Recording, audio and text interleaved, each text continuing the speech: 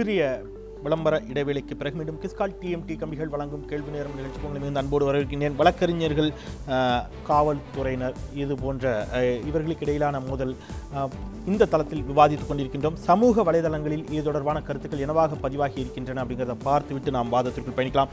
சமூக வலைதள கருத்துக்கள், இந்த தளத்தில் சமூக வலைதள கருத்துக்கள், குறிப்பாக முகநூல் கருத்துக்களை பார்க்கலாம். முகநூல் கருத்துக்கள்: அகஸ்டின் ஜேம்ஸ், நீதிபதிகளே பாதுகாப்பு கேட்பது 68 ஆண்டுகளில் நாம் பெற்ற சுதந்திரத்தின் பரிணாம வளர்ச்சியே காட்டுகிறது அப்படிங்கிறார் அகஸ்டின் ஜேம்ஸ். அடுத்த கருத்து சக்திவேல், போராட்டங்களுக்கான காரணங்களை அரசு ஆராய்ந்து அதனை தீர்க்க முயற்சி எடுத்தாலே பெரும்பாலான போராட்டங்களை தவிர்க்கலாமே அப்படிங்கிறாரு சக்திவேல். அடுத்த கருத்து சிந்தன், போராட்டங்களை சகித்துக் கொள்ள முடியாத அதிகாரத்துவத்தின் வெளிப்பாடே நீதிமன்றத்தின் இந்த குரல் அப்படிங்கிறார். போராட்டங்களை சகித்துக் கொள்ள முடியாத அதிகாரத்தின் வெளிப்பாடுங்கிறார் சிந்தன். அடுத்த கருத்து விஜி பழனிசாமி, மக்களுக்கு நீதிமன்றங்கள் மீது நீதித்துறையின் மீதும் நம்பிக்கை குறைந்து போயுள்ளது. இவ்வகையில் அவர்களுக்கு பாதுகாப்பு மட்டும் சீராக இருக்கும் என்பது எப்படி அப்படிங்கிறாரு விஜி. அடுத்த கருத்து ராஜேஷ்குமார், சாதாரண மக்கள் போராட்டம் நடத்தலாம், ஆனால் வழக்கறிஞர்கள் தங்கள் கோரிக்கைகளை சட்டப்படி வழக்கு போட்டு தாங்கள் நியாயமான கோரிக்கைகளை பெற்றுக்கொள்ளலாமே அப்படின்றார் ராஜேஷ்குமார். நல்லது, இந்த அளவிலே நாம் சமூக வலைதள கருத்துக்களை நிறைவு செய்யலாம். சுதா அவர்களிடமே தொடங்கலாம் அப்படின்னு நினைக்கிறேன். ஒரு மத்திய தொழிலக பாதுகாப்பு படையினுடைய பாதுகாப்பை கோருவது என்பது இந்த பிரச்சனையை பற்றி உங்களுடைய பார்வையை நீங்கள் பதிவு பண்ணிட்டீங்க. ஆனால் அதற்கான தீர்வு என்பது மத்திய தொழிலக பாதுகாப்பு படையினுடைய பாதுகாப்பு என்பது அதற்கான தீர்வு நீங்கள் நம்புறீங்களா? இதில் தவறு எதுவும் எனக்கு தெரியல. நீங்கள் ஏர்போர்ட்டுக்கு போனால் மத்திய பாதுகாப்புத்துறை தான் பார்த்துக்கிட்டு இருக்கு. ரயில்வேக்கு போனீங்க, ட்ரெயின் எடுக்க போனீங்கன்னா அங்கே ரயில்வே செக்யூரிட்டி ஃபோர்ஸ் தனியாக இருக்கிறது. நம்முடைய தமிழ்நாட்டு காவலர்களை பொறுத்த வரைக்கும் they are over worked and under paid.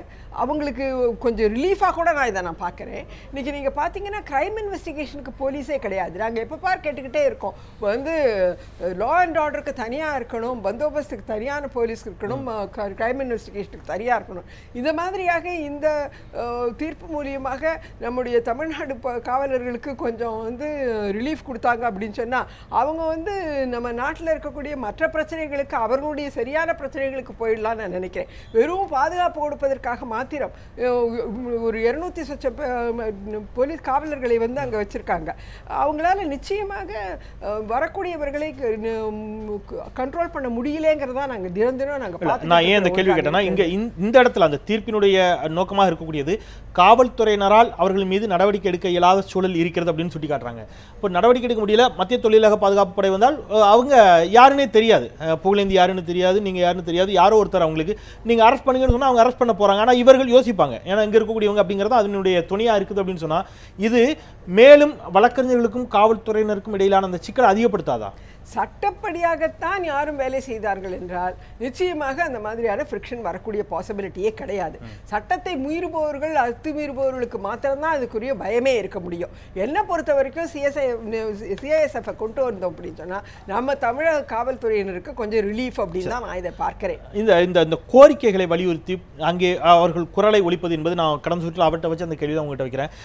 அவர்களுடைய பணியிடங்களில் அவர்கள் சார்ந்த அல்லது அவர்கள் நம்பக்கூடிய ஒரு கொள்கையோ கோரிக்கையோ வைத்து அதற்கான இந்த மாதிரியான ஜனநாயகம் கொடுத்திருக்கக்கூடிய வழிமுறைகளின் அடிப்படையிலான போராட்ட வடிவங்களை முன்னெடுப்பதற்கு நீதிமன்றங்களுக்குள் அதை நான் நீதிமன்றங்களுக்குள் அப்படிங்கிறது நீதிபதிகள் இருந்து விசாரணிக்கக்கூடிய அமர்வில் சொல்லலை, வெளியில அவர் சொன்ன மாதிரி வராண்டாவிலோ அல்லது மற்ற பகுதியிலோ செய்வதற்கு தடை இருக்குதான்னு கேட்க. நிச்சயமாக நீதிபதி அவர்கள் சொன்ன மாதிரி ஆன்டி இந்திய அஜிடேஷன் லெவல் போராட்டத்தில் இருந்திருக்கேன். நானும் பல போராட்டங்கள்ல, புகழேந்தி பல போராட்டங்கள்ல நீதிமன்றத்தின் வளாகத்தில் சுத்தி நாங்க நிறைய வாட்டி வந்திருக்கோம், இனிமேலும் வருவோம். அதை பத்தி யாருமே பிரச்சனையா சொல்லல. நீதிமன்றத்தினுடைய கோர்ட்டுக்குள்ளார அந்த வழக்காடு மன்றத்தினுடைய வழக்காடி கொண்டு இருக்கும் பொழுது நாம் ப்ரொடெஸ்ட் பண்ணலாமாங்கிறது தான் இதுல வரக்கூடிய ஒன்று. அதுக்குள்ள போகக்கூடியது யார் வேணாலும் போயிட முடியறதுங்கிற ஒரு பிரச்சனை. யார் வேணாலும் போகக்கூடிய இடமாகத்தான் எல்லா நீதிமன்றமும் இருக்க வேண்டும். ஆனா நாம வேலையே பயிரை மேய்ந்து கொண்டிருப்பதனால, நாமளே அவர் மற்றவர்களை கூட்டிட்டு போறதுனால இது வேண்டிய ஒரு காலத்தின் கட்டாயமாக நான் பார்க்கிறேன். அவங்ககிட்ட கேட்ட கேள்விதான், இந்த மத்திய தொழிலக பாதுகாப்பு படையினுடைய பாதுகாப்பை கொடுப்பதில் நீங்க என்ன சிக்கல் நினைக்கிறீங்க? ஏன்னா அவங்க வேற ஒரு பார்வையில வைக்கிறாங்க, நீங்க அதை முதல்ல ஆதரிக்கிறீங்களா? எதிர்த்தீங்கன்னா எந்த கோணத்தில் எதிர்க்கிறீர்கள்? நான் கண்டிப்பா இதை எதிர்க்கிறேன். காரணம் என்னன்னா, ஏதோ தமிழ்நாட்டு போலீஸுக்கும் ஏதோ 2 வழக்கறிஞர்களுக்கு இடையிலான சண்டைன்றதுனால நீங்கள் ஒரு இந்தி தெரிஞ்ச ஒரு சிஆர்பிஎஃபோ இல்லை தொழில் பாதுகாப்படையோ நீங்கள் கொண்டு வந்து வச்சிங்கன்னா அவங்களுக்கும் வழக்கறிஞர்களுக்கும் சண்டை வராதுன்னு நீங்கள் நினைக்கிறீங்களா? சண்டை வராதுன்னு. ரெண்டாவது அவங்களுக்கு வந்து கைது செய்யக்கூடிய ஏன் வருதுன்னு கேட்குறாங்க. சட்டத்திற்குட்பட்டு எல்லோரும் நடந்து கொண்டால் ஏன் பிரச்சனை வருதுங்கிறது அவர்களுடைய கேள்வியாகவே இல்லை. நான் என்ன சொல்கிறேன்னா, பெரும்பாலும் எல்லோரும் சட்டப்படி தான் நடப்பாங்க. இப்போ நான் சொல்கிறேன்னா, இப்போ ஒரு வழக்கறிஞர் உள்ளே போகிறாரு, ஐடி கார்டு எடுத்துகிட்டு வரல சொன்னால் எல்லாம் யாரும் கேட்டுக்கிறது தான் செய்கிறாங்க. நாளைக்கு ஏதாவது பிரச்சனை அவங்க மட்டும் வந்தாங்கன்னா பிரச்சனை வராதுன்னு நம்ம சொல்ல முடியாது.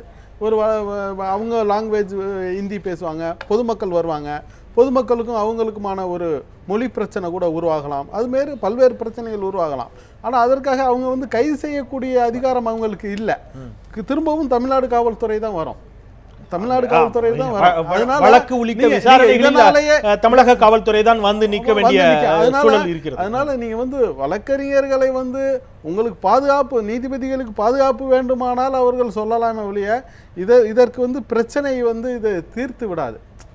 இன்னைக்கு இருக்கிற பிரச்சனையை தீர்த்து விடாது. ரெண்டாவது வந்து இப்போ வந்து இது ஒரு பெரிய பிரச்சனையும் இல்லை. இதுக்கு போய் வந்து மத்திய காவல்துறை பாதுகாப்பை கேட்பது என்பது என்னை பொறுத்த அளவில் வந்து இது பிரச்சனையை பெருசுபடுத்துவது போன்று நான் கருதுகிறேன்.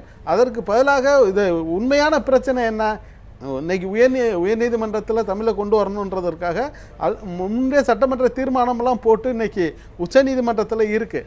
தமிழகத்தில் இருக்கக்கூடிய தலைமை நீதிபதியும் மற்ற நீதிபதிகளும் அந்த தீர்மானத்துக்கு ஆதரவாக உச்ச நீதிமன்ற நீதிபதிகளிடம் கலந்தாலோசித்து அதை விரைவாக ஜனாதிபதியின் ஒப்புதலுக்கு அனுப்பணுன்ற அனுப்பினால் இந்த பிரச்சனையே ஒளிஞ்சு போயிடும். அதனாலதான் அதை நான் ஒரு கருத்துல மாறுபட்டீங்க. அதை பதிவு பண்றீங்கன்னா பதிவு பண்ணுங்க. நான் இல்லை, என்னையை பொறுத்த வரைக்கும் தமிழ் தெரியாதவர்கள் எல்லா சிஎஸ்ஐக்காரங்களும் நான் சொல்ல மாட்டேன். அதுலேயும் தமிழ் தெரிந்தவர்களுக்காக ஒன்று. இரண்டாவதாக தமிழ் தெரிந்தவர்களையும் அவர்களுடன் சேர்ந்து போட்டுடலாம். அதனால தமிழ் தெரியாது அவங்களால எதையும் பண்ண முடியாது, இன்டர்ஃபேஸ் சரியா இருக்காதுன்னு சொல்றது ஒரு பெட்டாலியன்ல மாறி மாறி இருக்கும். எல்லா பிரச்சனை வரும். தாய்மொழியில் வழக்காட வேண்டும் என்று கேட்கக்கூடிய கோரிக்கை, அதுல முகநூல்ல கூட ஒரு கருத்து வந்துச்சு. அரசு கோரிக்கைகளை பரிசீலித்து கோரிக்கை நியாயமானதாக இருந்தால் பிரச்சனைகளுக்கான காரணிகளை தீர்த்து வைத்தால் இந்த மாதிரியான போராட்டங்கள்லாம் தேவையே இல்லை அப்படிங்கிற ஒரு கருத்து வந்துச்சு. இப்போ இதற்கு ஏன் இவ்வளவு தாமதம் அப்படிங்கிற ஒரு கேள்வி அவர் முன்வைக்கிறார்.